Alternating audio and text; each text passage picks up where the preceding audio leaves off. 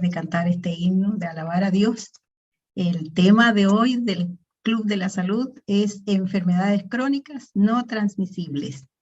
Y el método es que nuestra hermana va a hacer la exposición y al final se van a leer las preguntas que ustedes vayan dejando aquí por Zoom o por YouTube. Las vamos a leer todas en lo posible y entonces vamos a dejar a una sierva del Señor que se dedica con todos sus dones a servirle, nuestra hermana que su trabajo normal es como profesional, es nutricionista, y la dejamos ahora entonces a nuestra hermana Emma Calderón, que es la que nos va a enseñar sobre el tema. El Señor la bendiga, mi hermana querida. Gracias, hermanita Ruth. Hola a todos, espero que estén muy bien y voy a ver si puedo compartir pantalla para que ahí me pueda decir, hermanita, si se ve bien.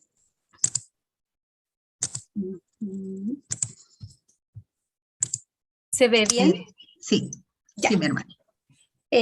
Yo sé que ya hemos orado, pero igual quiero pedir que nuevamente, antes de comenzar el tema, me acompañen en una oración pequeñita para que el Señor pueda dirigir mis labios, ¿ya? Querido Padre, Señor, le rogamos su presencia nuevamente, imploramos que todo lo que se enseñe aquí sea para edificación. Deme la sabiduría, Señor, para decir las palabras correctas también y la inteligencia para mostrar, Señor, los conocimientos que hay. Se lo pedimos en el nombre de Jesús. Amén. Ya. El tema de hoy, como decía la hermana Ruth, era enfermedades crónicas no transmisibles. Yo no sé si los que están conectados, los que me están escuchando ahí por YouTube, han escuchado alguna vez esa palabra, enfermedades crónicas no transmisibles. ¿Qué será? ¿Qué son esas enfermedades? Vamos a ir definiendo un poquito qué son las enfermedades crónicas y después vamos a ver, como dice el título también, qué podemos hacer con ellas. ¿Ya? Las enfermedades crónicas no transmisibles son un grupo de enfermedades que no son causadas por una infección aguda. ¿Ya? Una infección aguda es una aparición repentina de una enfermedad que dura poco tiempo. ¿Ya? Entonces recordemos que las enfermedades crónicas no son de forma aguda. No aparecen de repente y no duran poco tiempo, sino que aparecen a largo plazo. Son el resultado de cosas que hacemos en nuestra vida. Se van produciendo estas enfermedades a largo plazo y generalmente no duran poco, duran mucho tiempo. Necesitan un tratamiento y necesitan un cuidado a largo plazo. Ya la diferencia con las enfermedades agudas es que las enfermedades crónicas se van produciendo a lo largo de la vida y una vez que aparecen generalmente se quedan ahí. ¿Ya? También necesitan tratamiento y cuidados como veíamos a largo plazo. ¿Qué tipo de enfermedades crónicas existen? Hay varias, entre ellas podemos nombrar el cáncer, las enfermedades cardiovasculares, que las que tienen que ver con el corazón, está la diabetes, enfermedades pulmonares crónicas, entre otras muchas. ¿Ya? Aquí hay es como un gráfico, es un gráfico de la Organización Mundial de la Salud. Este es el último gráfico que ellos tienen actualizado, que son las principales causas de muerte en el mundo durante el año 2000 al 2019. Perdón, el año 2019, las primeras 10 causas de muerte en el mundo. Ahí podemos ver que están clasificados con un puntito celeste y un puntito verde.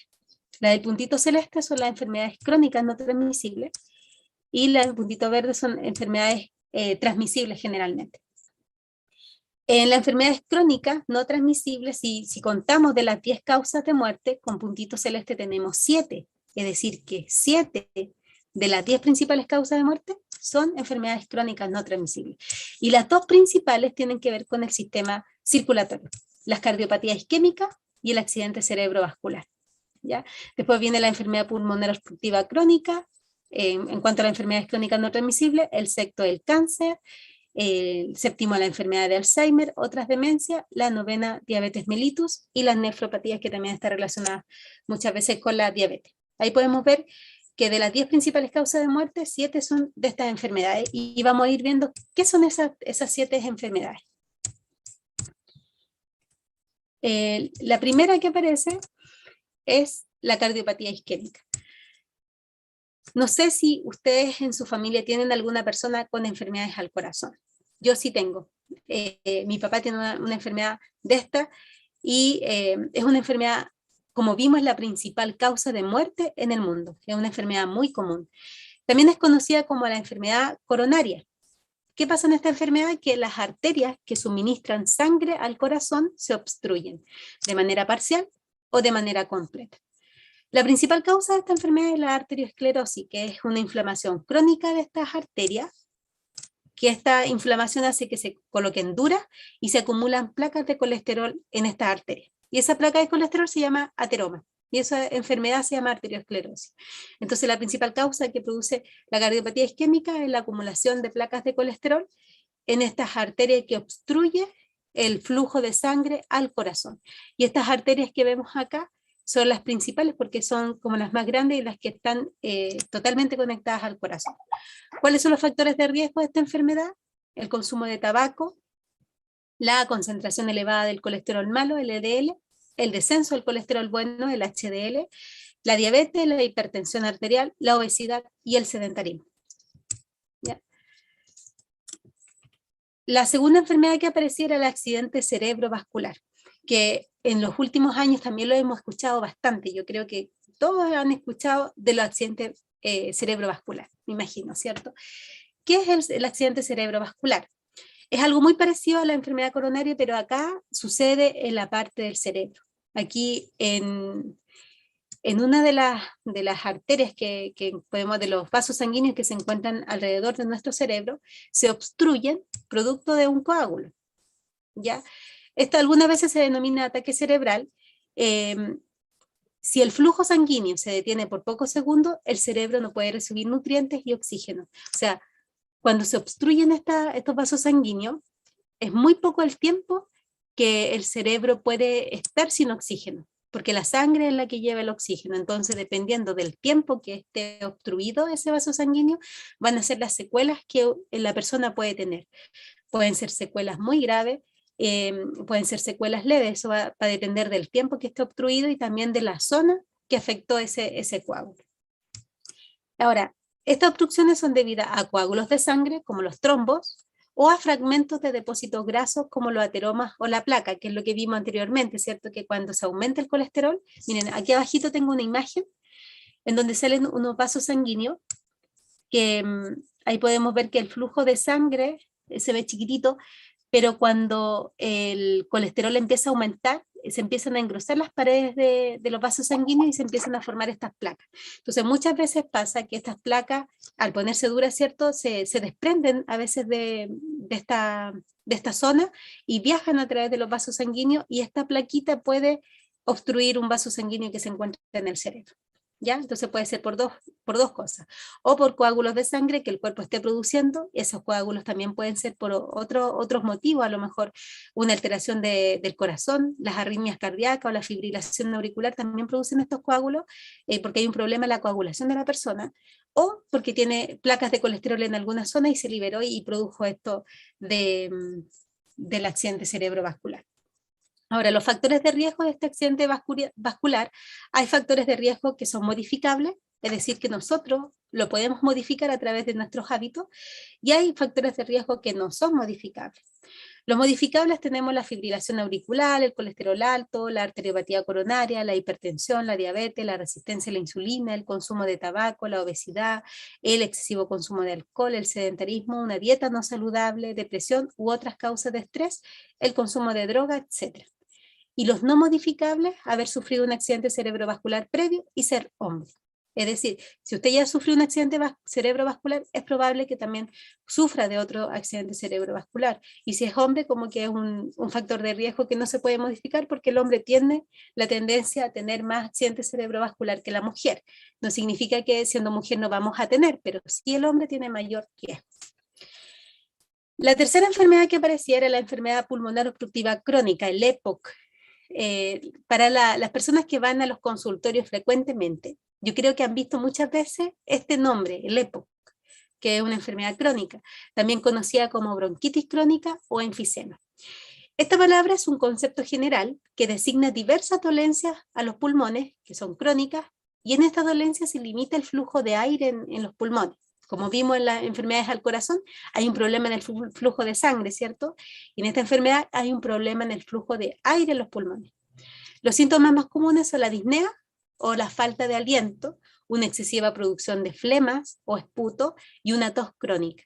Es una enfermedad pulmonar potencialmente mortal que conduce de forma progresiva a la muerte. Las causas son diversas.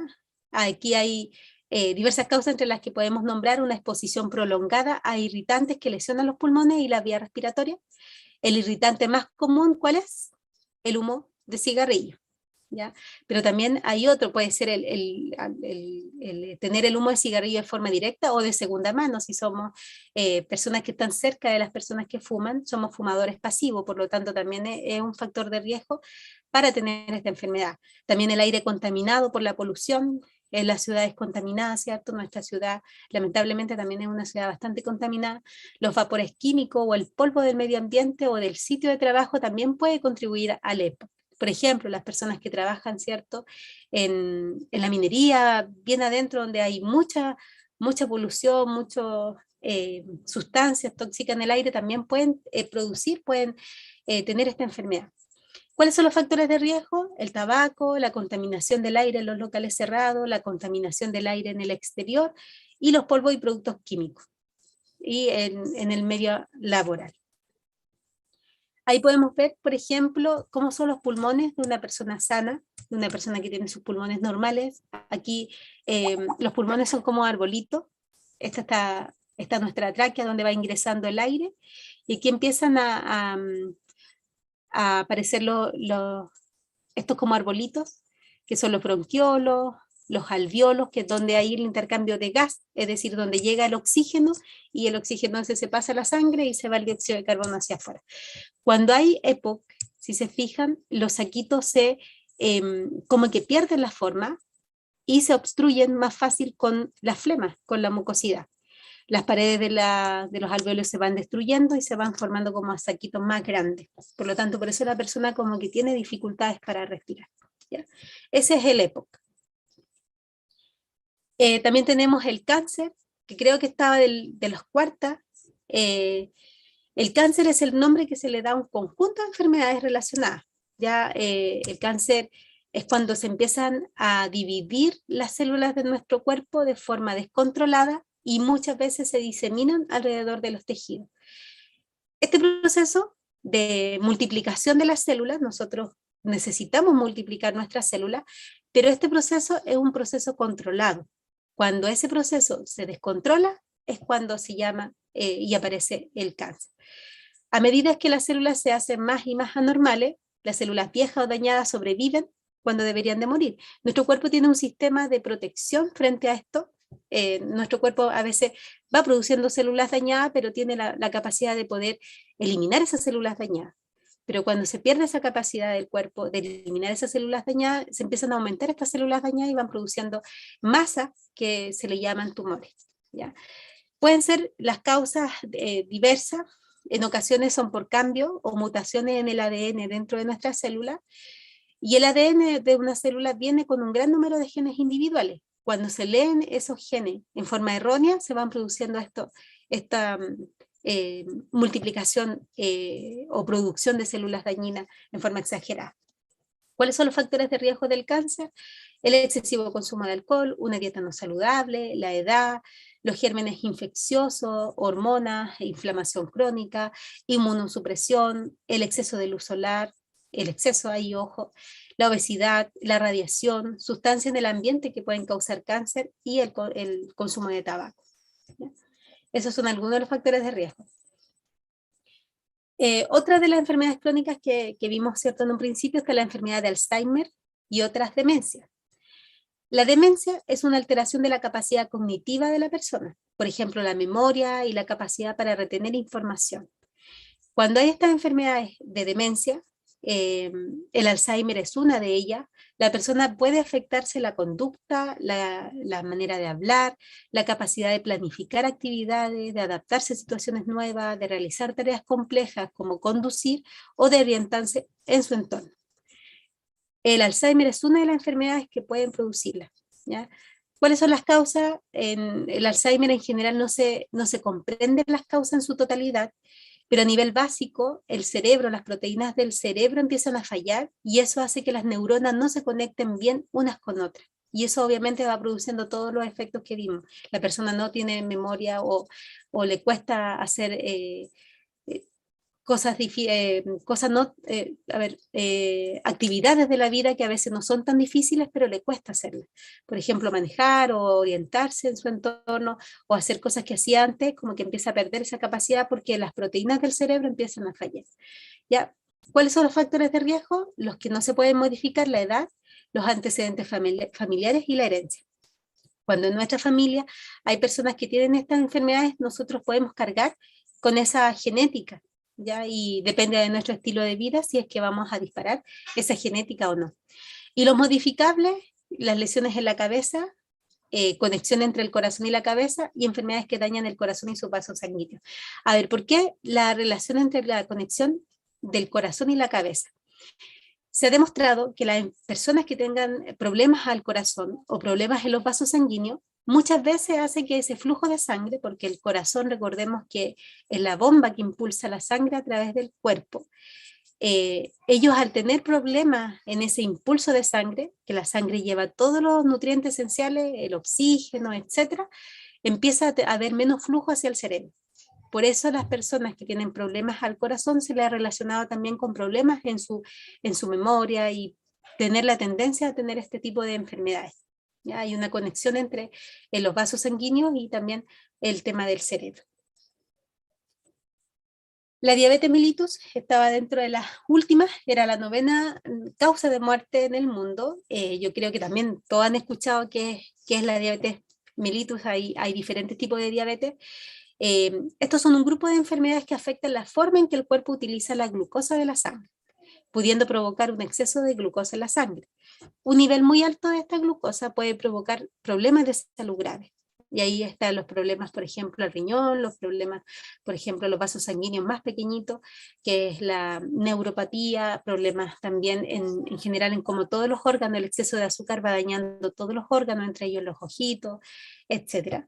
Las causas varían dependiendo del tipo de diabetes que se está viendo: la diabetes tipo 1, la diabetes tipo 2 o la diabetes gestacional. Hay más tipos de diabetes, pero estas son como las más nombradas, las más frecuentes. Los factores de riesgo de la diabetes dependen del tipo de diabetes. La diabetes tipo 1 generalmente era conocida como la diabetes juvenil, que antiguamente se daba más en los niños y generalmente se da como más en la etapa juvenil. Aquí hay un problema en el páncreas, en donde pues, por diversos motivos el páncreas deja de funcionar y la persona necesita insulina de forma inmediata. Ya generalmente esta diabetes aparecía con un coma diabético porque la persona nunca se dio cuenta que tenía algún problema en el páncreas y fue de manera súbita. ¿Cuáles son los factores de riesgo? Los antecedentes familiares, los factores ambientales, la presencia de células del sistema inmunitario que causan daño, es decir, una enfermedad autoinmune donde el cuerpo ataca su páncreas y ahí no hay producción de insulina, y la ubicación geográfica, porque ahí también se ha visto que dependiendo de dónde, en qué continente se viva, hay como mayor tendencia a tener este tipo de diabetes tipo 1. La diabetes tipo 2, que es la diabetes más común, que antiguamente se llamaba la diabetes del adulto. ¿Y por qué le digo antiguamente? Porque esta diabetes generalmente se daba en los mayores de 45, pero hoy en día se da en niños también este tipo de diabetes. ¿Ya?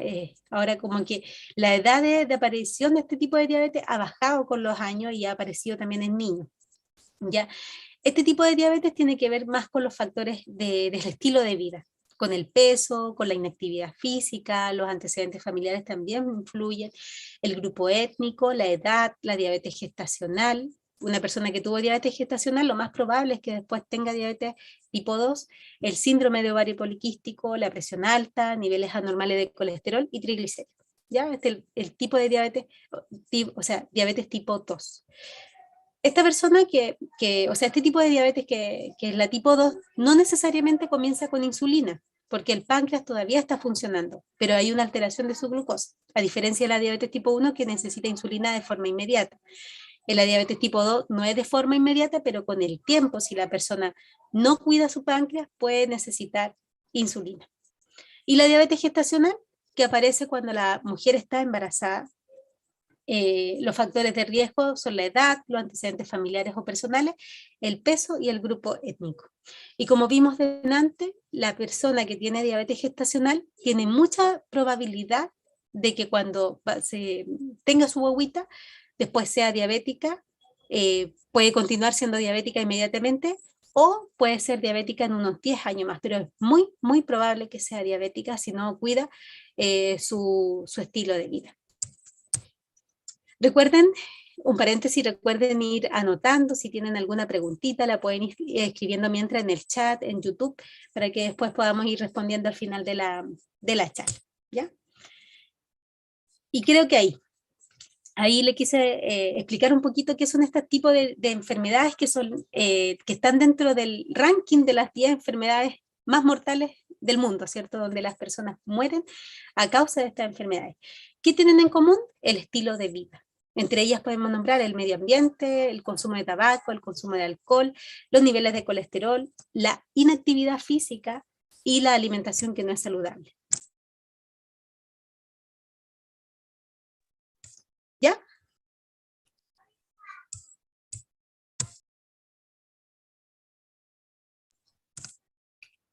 Ay, perdón, que se me pegó. Ahí. Miren, hay diferentes recomendaciones de diferentes tipos de organismos que tratan como de hacer estas recomendaciones para reducir la carga de muerte, la carga de mortalidad a través del mundo. Por ejemplo, este es un afiche de la Organización Mundial de la Salud, que trata de hacer unas recomendaciones para prevenir y controlar las enfermedades no transmisibles, ya que las enfermedades crónicas no transmisibles, enfermedades no transmisibles, es lo mismo. Y ahí está dirigido a 4 principales enfoques. Está el reducir el consumo de tabaco, reducir el uso nocivo de alcohol, promover una dieta saludable y promover la actividad física. Y entre ellos hacen diferentes directrices, por ejemplo, colocar impuestos, prohibir la publicidad, etc. Pero si vemos el enfoque está en esas cuatro áreas.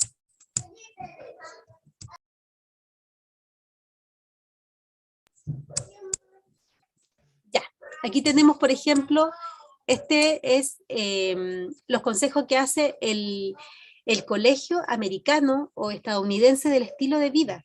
Ya hay un colegio americano del estilo de vida, y ellos están enfocados, ahí dice la medicina del estilo de vida es un enfoque basado en evidencia que busca prevenir, tratar e incluso revertir enfermedades reemplazando conductas no saludables por saludables, tales como comer de forma saludable, estar físicamente activo, aliviar el estrés, evitar el abuso de sustancias peligrosas, dormir adecuadamente y tener un sólido sistema de apoyo emocional. Y entre esas recomendaciones ustedes también lo pueden googlear y pueden encontrar este afiche bien bonito. Ellos recomiendan una nutrición, en cuanto a la nutrición, sobre alimentos naturales. Ahí dice: la comida triunfa por sobre todos, elija alimentos integrales en base a plantas que tengan alto contenido de fibra, que sean nutritivos, que promuevan el bienestar y combatan enfermedades. Considera el consumo de verduras, frutas, frijoles, lentejas, granos integrales, nueces y semillas como su objetivo dietético. A lo largo de los años se ha descubierto que la principal causa de muerte, ¿cuál era? La que estaba en número 1, la enfermedad cardiovascular, ¿cierto? La principal causa de muerte en el mundo son las enfermedades al corazón. Y se ha descubierto que la enfermedad cardiovascular se puede sanar a través de una alimentación saludable. Por sobre todo las recomendaciones, está la actividad física, ¿cierto? El estrés y el descanso y todo eso, pero sobre todo una alimentación saludable puede recuperar la principal causa de muerte en el mundo. ¿Ya? Ahí están las recomendaciones del Colegio Estadounidense de Medicina del Estilo de Vida. Ahora, ¿qué es una alimentación saludable? Porque muchas veces siempre escuchamos, ¿cierto?, que hay que alimentarse saludable y uno cree que se está alimentando saludable. La mayoría de las personas que uno le pregunta ¿cómo se alimenta? Saludable. Todos me dicen saludable, o la gran mayoría. Pero ¿realmente conocemos qué es una alimentación saludable? ¿Qué características tiene que tener una alimentación para que se pueda llamar saludable? Aquí vamos a ir viendo algunas características que tiene que tener. Las enfermedades crónicas, esto lo extraje de un estudio, ahí ustedes lo pueden buscar. Dice: las enfermedades crónicas son actualmente la principal causa de morbimortalidad en Chile y el mundo. Morbimortalidad significa de enfermedad y de muerte, ¿ya? La enfermedad cardiovascular la diabetes tipo 2 y el cáncer podrían prevenirse mejorando el estilo de vida de la población, lo que incluye el consumo de una dieta saludable. Una alimentación de mala calidad es un determinante que podemos modificar, ya un determinante modificable de diferentes patologías crónicas. Y así se ha visto que una dieta rica en grasa saturada, en ácido graso omega 6, ácidos grasos trans e hidratos de carbono refinados, junto con un bajo aporte de antioxidantes y fibra, son perjudiciales para la salud. Ahí podemos ver una dieta no saludable, ¿cierto? Una dieta no saludable es un factor que se puede modificar, que está en todas las enfermedades crónicas. Entre la dieta no saludable está la dieta rica en grasa, omega 6, ácidos grasos trans, hidrato de carbono refinado, bajo aporte de antioxidantes y de fibra. Por el contrario, dice, una alimentación saludable, como por ejemplo la dieta mediterránea, ha mostrado numerosos beneficios para la salud, y entre varios efectos favorables, esta dieta reduce la prevalencia del síndrome metabólico, diabetes mellitus, enfermedad cardiovascular, cáncer de mama y deterioro psicoorgánico. ¿Ya? Dentro de todas las dietas que se estudian, porque hay un montón de dietas, una de las más saludables y que ha demostrado tener beneficio en la salud, una porque hay varias, está la dieta mediterránea. Y esta dieta mediterránea incluye varios alimentos que son integrales, las frutas, las verduras, los cereales integrales, el aceite de oliva, los frutos secos, entre otros. ¿Y por qué se llama mediterránea? Mire, esto tiene que ver con el ecosistema que se da en esta zona, que se le llama así, por la producción de diferentes alimentos que hay. Entonces, las personas que vivían en esta zona donde se realizaron los estudios tenían ciertas características en su ecosistema y se alimentaban también de forma saludable. Si se fijan, en este mapa aparece Chile también ahí, porque en Chile, entre la sexta y séptima región, entre la quinta y la séptima creo, tiene las condiciones propicias para producir alimentos que son súper saludables. ¿Ya? A pesar de que nuestro país no se caracteriza por tener una dieta mediterránea, al contrario, y no se caracteriza por ser saludable, nosotros tenemos la condición en la zona central de producir estos alimentos. Y entre ellos está el aceite de oliva, entre ellos está la uva, entre ellos están las frutas y las verduras que aquí se producen en grandes cantidades. Entonces, está dentro del grupo de la dieta mediterránea. ¿Ya? ¿Cuáles son los componentes bioactivos de la dieta mediterránea? Están los antioxidantes, que ahí lo podemos encontrar en las frutas, las verduras, el aceite de oliva, los frutos secos, las legumbres, etc. Está la fibra, que lo encontramos en las frutas, las verduras y los cereales integrales y las legumbres, los fitoesteroles, los ácidos grasos monoinsaturados, los ácidos grasos omega 3 y los probióticos. ¿Ya? Esos son los componentes bioactivos de la dieta mediterránea y es lo que hace que esta dieta sea como tan saludable y que tenga tanta evidencia científica de que reduce las enfermedades crónicas. Aquí este extracto que está aquí abajito, lo extraje de la guía de la dieta americana, y ahí dice que estos alimentos no solo contienen vitaminas y minerales esenciales que a menudo se distinguen de las píldoras de suplementos nutricionales, sino también cientos de fitonutrientes naturales y otras sustancias, incluidos los carotenoides, los flavonoides, las isoflavonas, y los inhibidores de proteínas que protegen de diferentes enfermedades como el cáncer, la enfermedad cardíaca, la osteoporosis y otras condiciones crónicas. ¿Qué quiero decir con ese extracto que traje? Que de repente uno cuando piensa en alimentación saludable piensa en carbohidratos, ¿cierto? En proteínas, en lípidos, pero se le olvidan compuestos que son súper importantes como los fitonutrientes, la flavonoide y otros nombres que de repente a lo mejor ustedes nunca lo han escuchado, pero una alimentación saludable quiere decir que tiene que tener muchos compuestos que a veces se nos escapan de nuestra mente, de nuestros conocimientos también se escapan, y es que solamente se encuentran en los alimentos naturales. ¿Ya? Cuando nosotros consumimos a veces, no sé, queremos tener omega 3, a veces nos compramos un suplemento de omega 3, o si queremos obtener calcio, nos compramos calcio, o nos compramos ciertas vitaminas, ¿cierto? Que, no sé, un ejemplo, no queremos tener vitamina D y nos compramos suplementos de estas vitaminas, pero cuando comemos alimentos que son naturales, obtenemos no solamente esa vitamina, sino que obtenemos sustancias que no vamos a encontrar en los suplementos que son los que le nombré. Ahora, una dieta saludable se podría definir así como en esta imagen, en donde debemos disminuir el consumo de azúcar, de colesterol, de grasa saturada, de sodio y de grasas trans, y aumentar el consumo de fibra, de calcio, de omega 3, de vitaminas y de minerales. Y en las vitaminas hay un montón de vitaminas y minerales también. Y no solamente eso, sino que también los fitonutrientes, ¿ya? Que son químicos que se encuentran solamente en las plantitas. Y en esa guía americana también da unas recomendaciones que las quise colocar. Primero recomiendan que tenemos que seguir un patrón de alimentación saludable durante toda la vida, ¿ya? No alimentarnos saludable por un tiempo o con algún objetivo que queremos bajar de peso o queremos, no sé, sanarnos de alguna dolencia que está, de una enfermedad aguda del momento, sino que tiene que ser un patrón, ojalá para toda la vida, ¿ya? Concentrarnos en la variedad de los nutrientes y también en la cantidad. Ya ir variando, no comer alimentos, una alimentación monótona, siempre lo mismo, y también no abusar de no consumir exceso. Limitar las calorías que consumimos de los azúcares agregados, de las grasas y disminuir el consumo de sodio, que es la sal. ¿Dónde podemos encontrar azúcar, grasa saturada y exceso de sal? En los alimentos procesados. Entonces, evitar en lo posible estos alimentos que son procesados, que son ricos en estos nutrientes que les nombré. Elegir alimentos y bebidas más saludables. Por ejemplo, si consumimos, ahí hay un platito, ¿cierto?, donde hay un fideo, o sea, unos fideos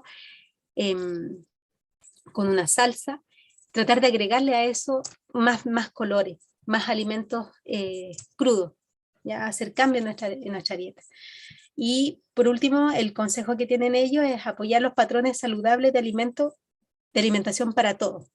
Nuestro entorno es súper importante, la familia, los amigos, el trabajo, que ojalá conseguir alguna red de apoyo donde podamos alimentarnos de forma saludable, porque como lo vamos a ver en una diapo más adelante, los hábitos se pegan, ¿ya?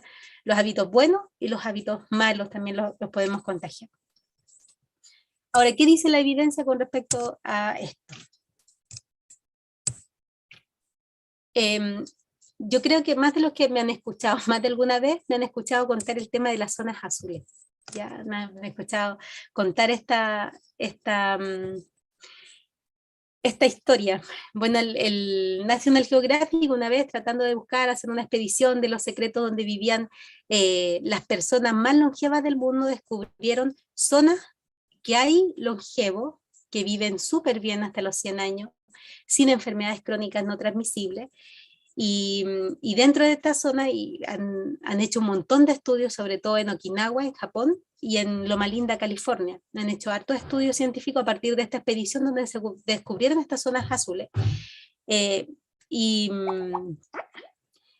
han tratado de descubrir por qué la gente ahí vive tanto tiempo y vive sana. Porque una cosa es vivir hasta los 100 años y otra cosa es llegar a esa edad sin enfermedades crónicas. Y entre esas zonas, te las voy a nombrar, está Loma Linda, California, y hay un grupo de adventistas del séptimo día que viven ahí y que son longevos. Está Italia, o Sardinia en Italia, y Ikaria en Grecia, Okinawa en Japón, y Nicoya en Costa Rica. Yo creo que si ustedes se ponen a buscar, lo que más van a encontrar estudios en estas dos zonas, como les decía, en Japón y en California, Loma Linda. Y dentro de los secretos que encontraron, aquí les quise colocar 8 de los 9 secretos que tienen estas personas que son longevas. Por ejemplo, el primer secreto es que ellos se mueven con naturalidad. ¿Qué quiere decir? Que viven en entornos que constantemente los empuja a moverse sin pensar en ello. Es decir, ellos se mueven de forma natural, no están proponiéndose hacer ejercicio, sino que ellos hacen ejercicio de forma natural. Cultivan jardines, no tienen comodidades mecánicas para el trabajo de la casa y el jardín, es decir, no andan en escalera mecánica, no usan ascensores, muchas veces no usan autos, sino que andan en bicicleta para todos lados, cultivan, entonces ellos se mueven siempre. ¿Ya? Segunda característica que tenían en estas personas, que tenían un propósito.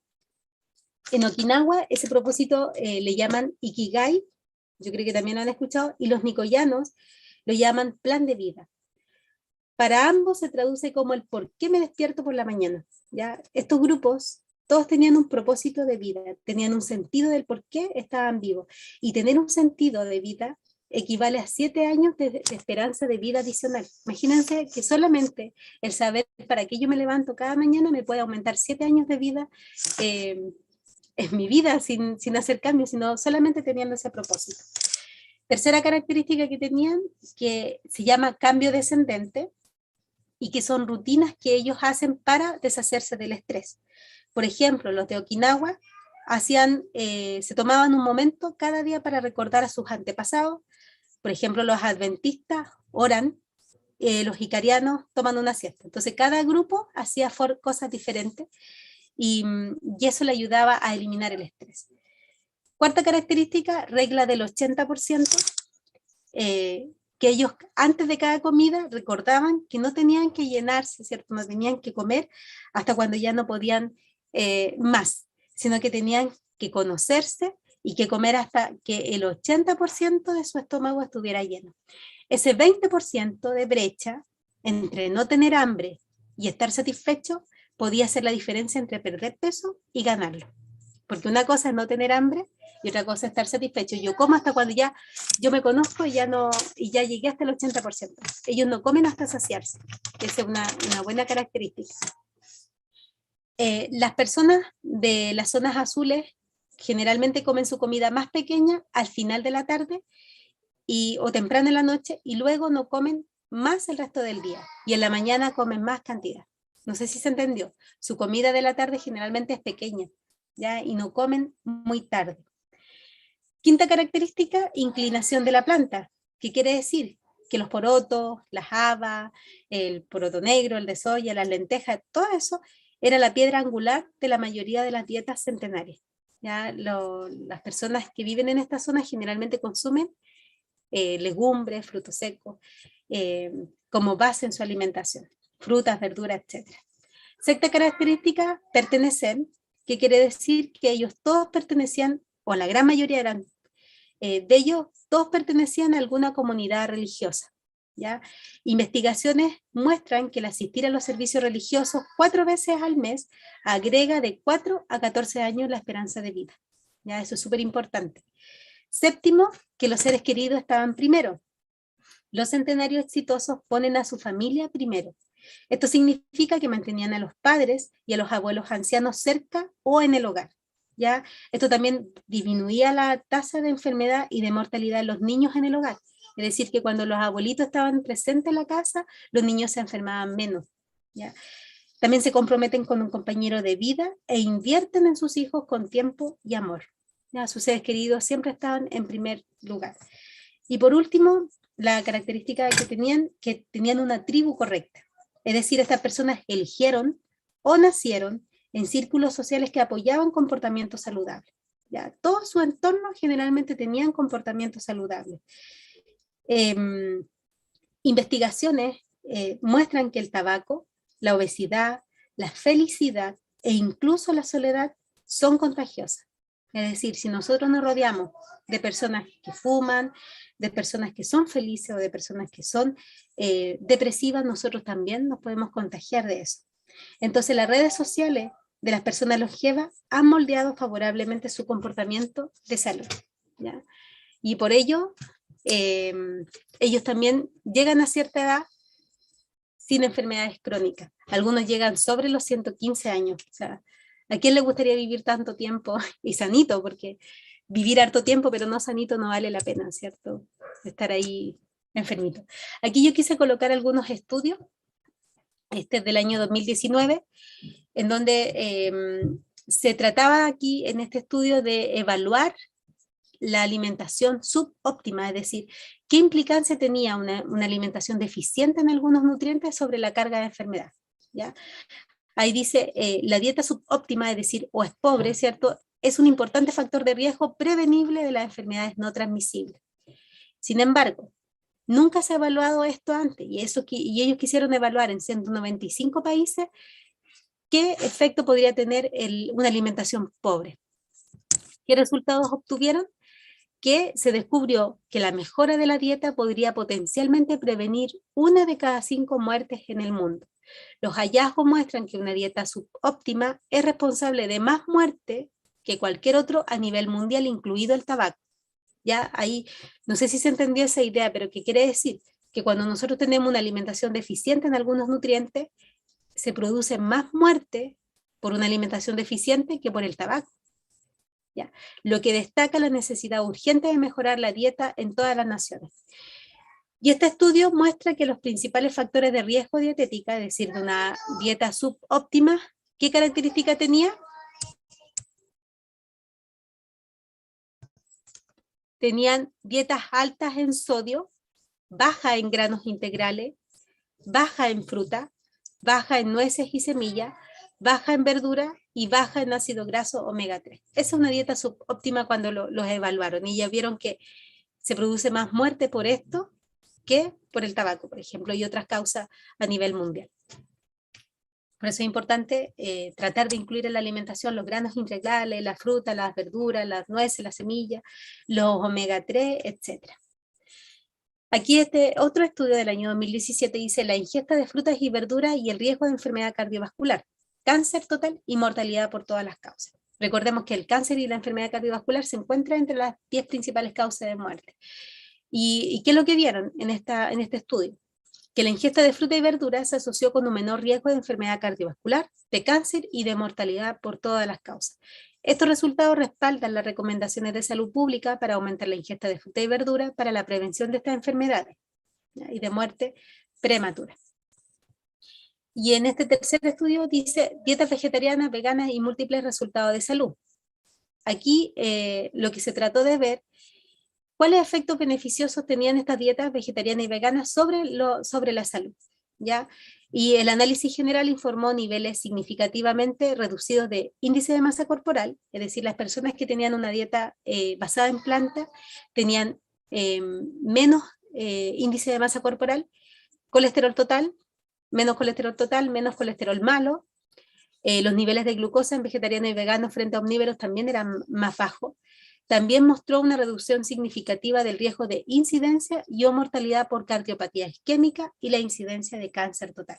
Y ahí podemos ver nuevamente la cardiopatía y el cáncer, que está dentro de las principales causas de muerte. Ahora, ¿cómo podemos tener o cómo podemos alimentarnos de forma saludable? Una alimentación basada en plantas. Y esta imagen yo creo que también la conocen. Bueno, siempre ir revisándola y renovando, ¿cierto? Los conocimientos para que podamos ir repasando y también lo podamos ir aplicando. Aquí hay un platito, este platito significa que es todo lo que yo como en el día. La mitad de lo que yo como en el día deberían de ser frutas y verduras, un poquito más de verduras que de frutas, pero deberían de incluirse y en forma variada. Un cuarto casi tienen que ser granos integrales, que son los cereales integrales, ya sea así como pan, así como fideos, así como arroz, tratar siempre de elegir que sean integrales.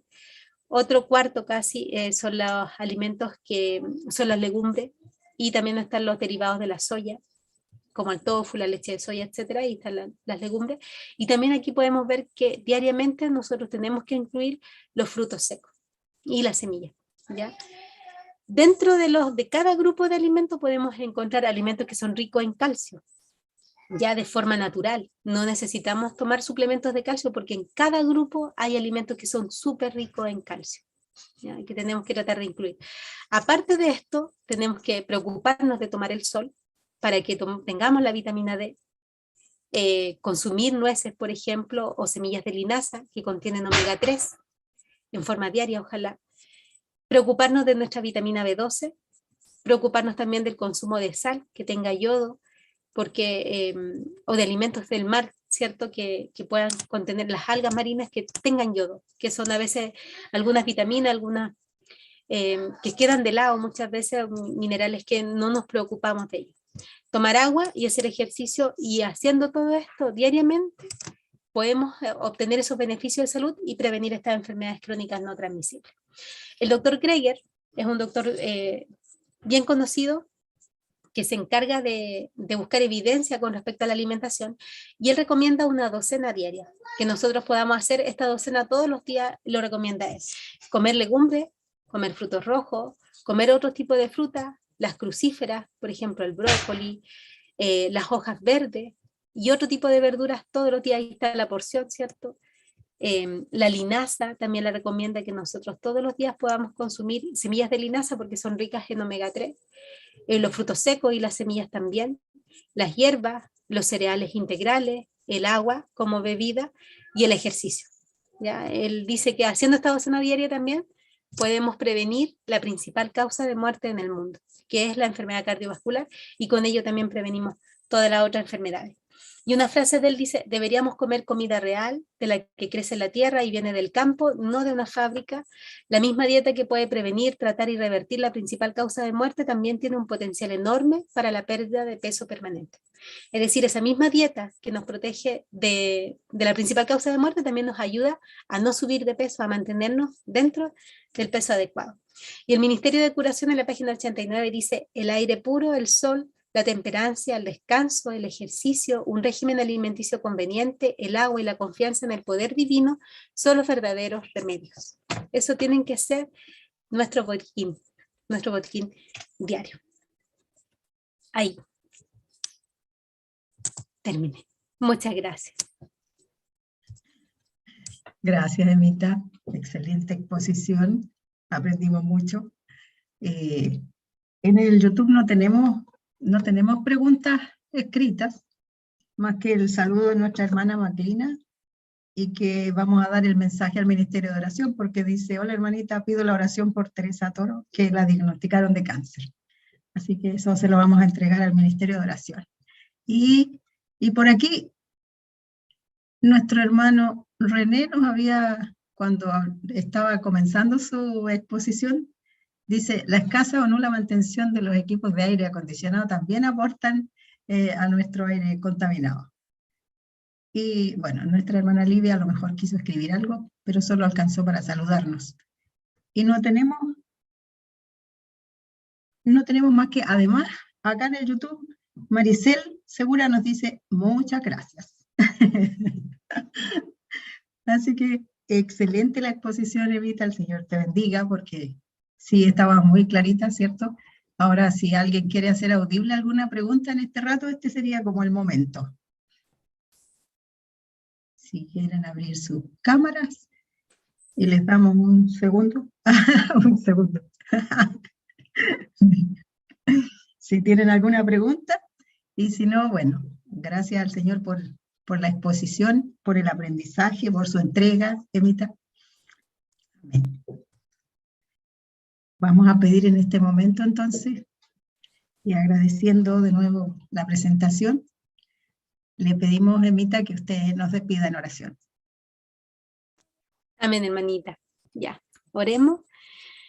Amoroso Padre, Señor, le rogamos que lo que hayamos aprendido esta tarde, Señor, quede en nuestra vida y que sea de edificación, que lo podamos aplicar, Señor, y podamos cuidar nuestro templo, nuestro cuerpo que es templo del Espíritu Santo, Señor. Le rogamos por sabiduría, por dirección, que usted bendiga a cada uno de los hermanos que ha podido estar y también de los que no han podido por algún motivo estar. Se lo pedimos en el nombre de Jesús, Señor. Amén.